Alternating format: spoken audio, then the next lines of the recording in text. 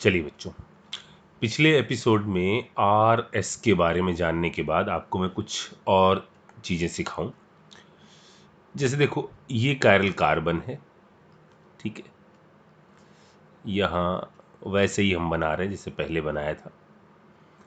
इसके साथ हम 4 ग्रुप अलग अलग अटैच कर देते हैं। ये एक बॉल रेड वाली है, ठीक है। एक मैं ब्लू बना देता हूँ, एक ग्रीन, ठीक है, एक येलो। अब कोई ये नहीं कहेगा दिख नहीं रही, वरना मैं सफ़ेद वाली लगा दूंगा आपकी वाइट कलर वाली 2 बॉलें, ठीक है। अच्छा, ये हमारे पास इसके चारों तरफ ये ग्रुप लगे हुए हैं, कायरल सेंटर है। अब मैं आपसे एक बात कह रहा हूँ कि अगर मैं यहाँ पर कुछ तो भी करूँ, मतलब इसके ग्रुप को, इनके बॉन्ड्स को तोड़कर इन ग्रुप की प्लेसिंग अलग अलग करूँ, इसको चेंज करूँ कि रेड वाली इधर ले आऊँ, इसको इधर ले आऊँ, ऐसा करने पर मैं इसके अंदर 2 ही चीज़ें इनसे बना सकता हूँ। इसमें मैं कुछ भी कर लूँ, चाहे एक बॉल को तोड़कर इधर से इधर लाऊं, इधर से कहीं पर भी मैं इसके अंदर रोटेशन कर दूं, इस मॉलिक्यूल को या तो पलट दूं या जो भी कर दूं, या तो मैं पलटने पे तो खैर सेम ही बनेगा, या कोई भी बॉन्ड वॉन्ड तोड़ दूं, कुछ भी कर दूं, या तो मैं यही कंपाउंड बनाऊंगा या तो मुझे सेम कंपाउंड ही मेरे हाथ लगेगा, सेम मॉलिक्यूल ही हाथ लगेगा। सेम मॉलिक्यूल का मतलब, अगर ये 4 हैं और इसकी फॉर्म जो भी आ रही है, चाहे वो आर हो चाहे वो एस हो, वो सेम फॉर्म आएगी। सेम मॉलिक्यूल का मतलब क्या? सेम फॉर्म आ रही होगी। यदि ये आर है तो आर आ रही होगी और एस है तो एस आ रही होगी, ठीक है। या तो मुझे सेम मॉलिक्यूल मिलेगा या मुझे मिलेगा इस मॉलिक्यूल की मिरर इमेज। मिरर इमेज मिलने का मतलब क्या है कि अगर ये आर हुआ तो इसकी अपोजिट मिल जाएगी, ठीक है। या तो मिरर इमेज मिलेगी या सेम फॉर्म मिलेगा। मिरर इमेज का मतलब डिफरेंट फॉर्म, ठीक है। अब फॉर्म तो 2 ही होती हैं, आर या एस, तो जो भी है उसका अपोजिट मिलेगा। इसके अलावा कोई तीसरा केस नहीं होगा। सिर्फ यही 2 केस होंगे जो हमको यहां पर मिलेंगे, ठीक है। जैसे चलिए खेलते हैं थोड़ा सा। मैंने कहा मैं ये रेड वाले को यहां से हटाऊंगा, इधर से हटाऊंगा और इसको इधर ले जाऊंगा, और इस वाले को हटाऊंगा, ब्लू वाले को, इसको इधर ले जाऊंगा, और क्या करूं, बस अभी एक इतना ही करता हूं, ठीक है।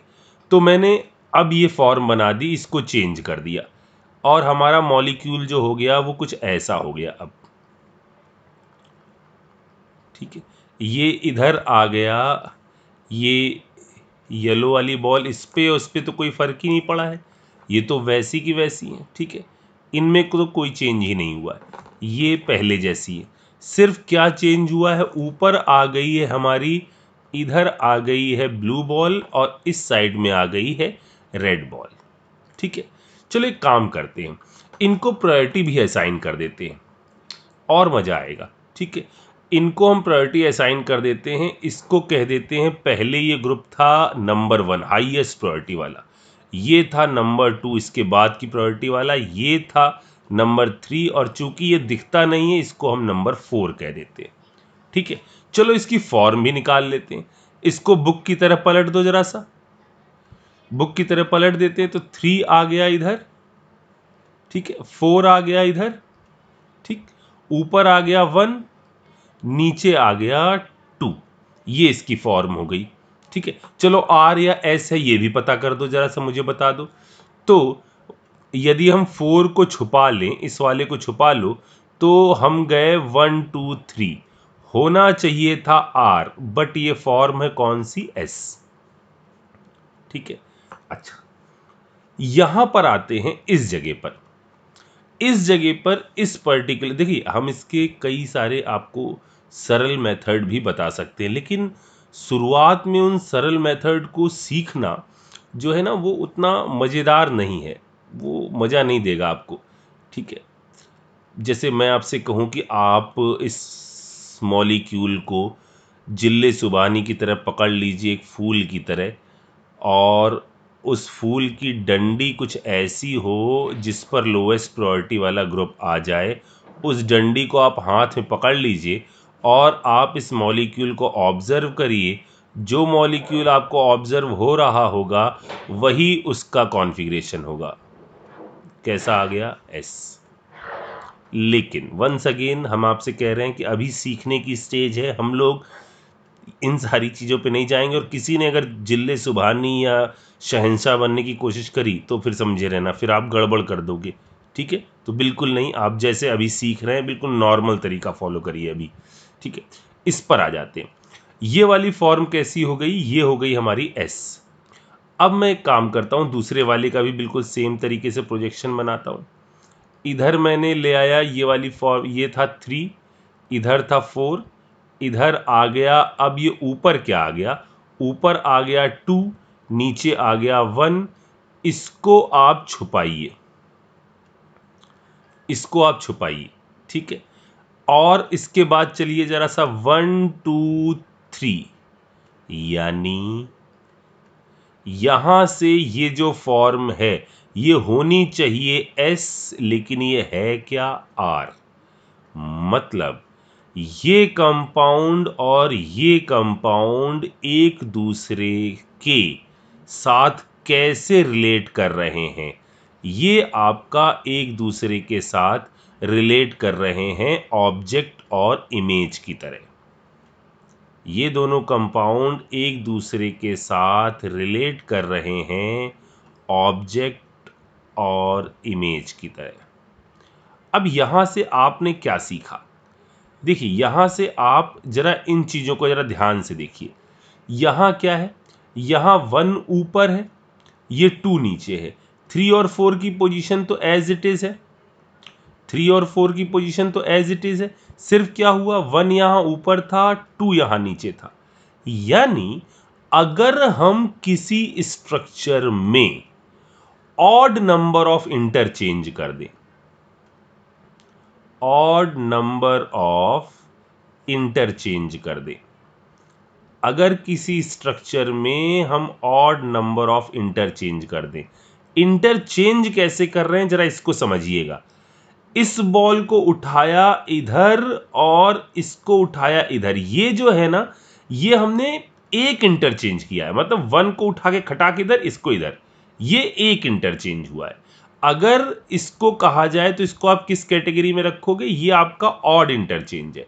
अगर फिर से हम इसको और इसको बदल देते, 3 और 4 को बदल देते, तो हमने 2 इंटरचेंज किए होते।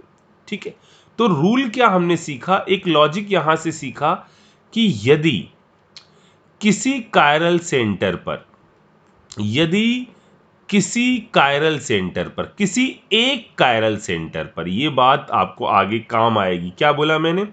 किसी एक कायरल सेंटर पर यदि आप करते हो ऑड नंबर ऑफ इंटरचेंज, तो उस ऑड नंबर ऑफ इंटरचेंज को करने पर आपको हमेशा गिवन मॉलिक्यूल की क्या मिल जाती है? Mirror image.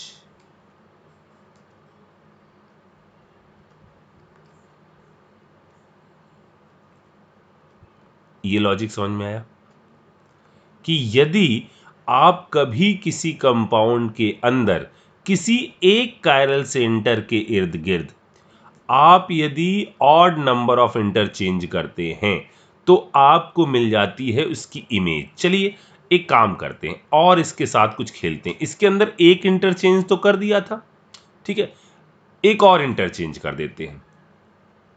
एक और इंटरचेंज करने का मतलब मैं इनको भी इंटरचेंज कर देता हूं। एक और इंटरचेंज करने का मतलब मैं इसको भी इंटरचेंज कर देता हूं। यानी यहां मैंने अब नई जो फॉर्म बनाई वो ये बना रहा हूं मैं, कार्बन ऐसा ऐसा। इधर वाले को मैंने कर दिया,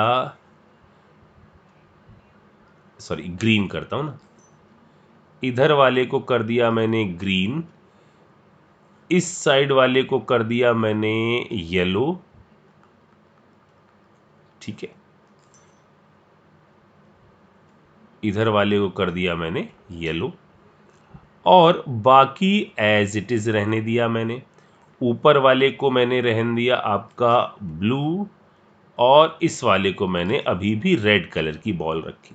अब तक मैंने इसके रिस्पेक्ट में, ऊपर वाले के रिस्पेक्ट में कितने इंटरचेंज कर दिए हैं, इस वाले के रिस्पेक्ट में, इस वाले के रिस्पेक्ट में अब तक हमने इसके अंदर कितने इंटरचेंज कर दिए हैं, हमने कर दिए हैं 2 इंटरचेंज। हम अभी नहीं मानेंगे, हम एक इंटरचेंज और कर मारते हैं, एक स्ट्रक्चर और बना लेते हैं।